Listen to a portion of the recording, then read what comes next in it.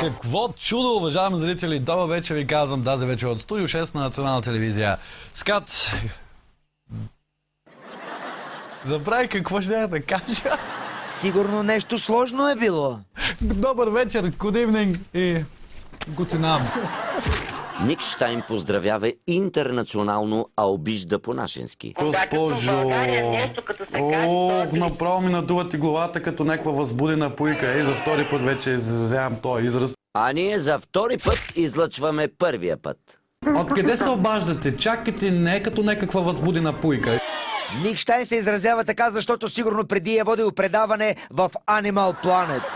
И то се е казвало от каишка до наморник. Това беше от анималистичния период на Щайн, сега нещо от сладкарския му цикъл. Една жена, която има един много... искам да се изрази много внимателно. Нищо, няма да се изрази внимателно. Една жена, която според мен е откачена. Наистина една жена, която е много откачена и мисля, че даже нейната вафла вече е изгоряла от много отдавна.